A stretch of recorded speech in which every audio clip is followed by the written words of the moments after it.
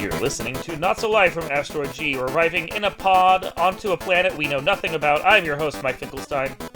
Your buddy Mike DeGoul here. Excited for the dog being maybe, a really good point of this movie coming up. Hi, we're going to talk some Supergirl, right? Yeah, it shows up for a little bit in the trailer. So yeah, the Supergirl trailer dropped just a little while ago. I probably wouldn't have commented on it at the time because it came during our usual winter break and I don't know, there's other news that we always have to catch up on.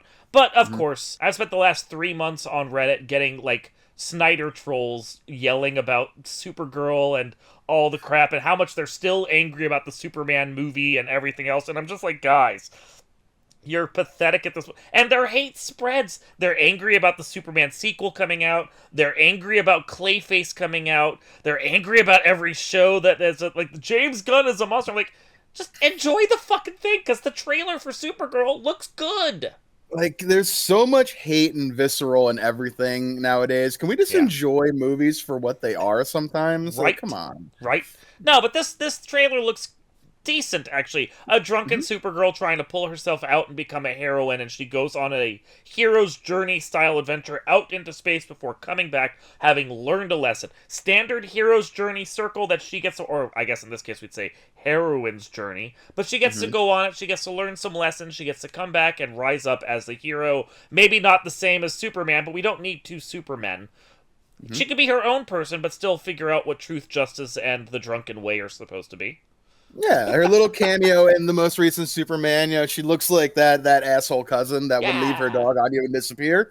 Let's see how that character runs through a whole movie. Let's just have a little bit of fun. And DC's, I don't want to say DC's been on fire, but Marvel, they have not been over the last couple years. So let's reserve judgment. DC's been on a bit of an okay streak lately. They've been better than Marvel, so I'm hopeful. If we take it just from the perspective of what Gunn has said is within the current DC universe, then we have both seasons of Peacemaker, which are good for different reasons. We have Creature Commandos, which I really liked. We have Superman, which was, I thought, phenomenal. And then, I watched it again, and I liked it even better than I did the first time. And now we have Supergirl coming out, which a trailer. We have Clayface coming out later in the year. And then Lanterns and Man of Tomorrow that are also scheduled. It seems like he's crafted himself a very good universe. Not all of them were financially successful. The Suicide Squad came out during COVID, so it wasn't, as successful. But critically and for audiences, they all liked it. So he's got a nice run, a good chunk. And Supergirl isn't his movie, he's just producing it. But it looks good. Yeah. It does. And the visuals of the most recent Superman were outstanding. There was fun little quips in there. You're going to get the humor in these movies that you would expect, but they've been working.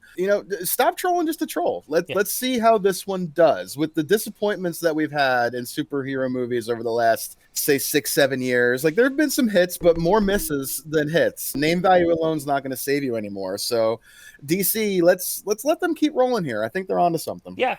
And her adventure off to another planet, or actually, from what I've heard from rumors, multiple planets, because she has to. She's going to get chased across the galaxy, and then Lobo shows up, played by Jason Momoa, which is really the character he should have been playing all along. It looks like it's both growing out the universe, but also giving us a different perspective away from Superman, so she gets to be her own character and have her own adventure. It just looks fun. It does, yeah. And let's just see how it goes, everybody. Let's reserve judgment.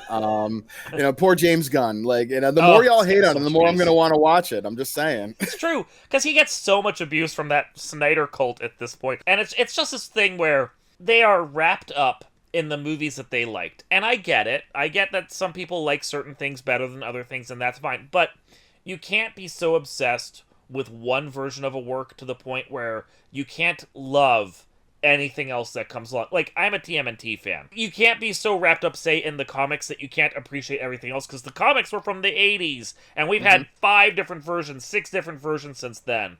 Multiple takes on it. And it's just we evolve. As fans, you need to evolve and take what comes with you. If you get wrapped up in one director's work, you just can't enjoy anything else. Yeah, and speaking of TMNT, sad that the Ronin movie was canceled again. So we'll see if we ever get that one day. But there have been different versions of that. There's been different versions of Superman too. Let's see where this one goes. Yeah, and if you can't appreciate anything with the Snyder version, do you even like the Christopher Reeve? Do you like the Brandon Routh at all? I don't think his movie was good, but Brandon Routh was good as Superman. There's always going to be some new version that comes out. You can't. I don't know. People are stupid. Yeah. People are stupid, and you know what? That's why we're here talking about it. You just keep giving us content. Thanks, everybody. Oh, well. Supergirl comes out later this year. Yeah, wow. Fast turnaround. They greenlit that with the hell out of that, so good for them. And hopefully it works out well. Yeah, we'll see. It should be, the opening weekend's not always the tell, but I mean, we just had Iron Lung, by Markiplier have a tremendous opening weekend up against a master of horror. So, I feel like this studio with the power behind it can have, some good numbers as well. Just will people come out to see it, and let's see as we get closer. More trailers, more better, and let's see how it goes. This has been Not So Live from Asteroid G. We too are the last daughters of Krypton. I'm your host, Mike Finkelstein. Your buddy Mike the Ghoul gonna Jor-El his way out of here. We'll see you, everybody. See you all next time.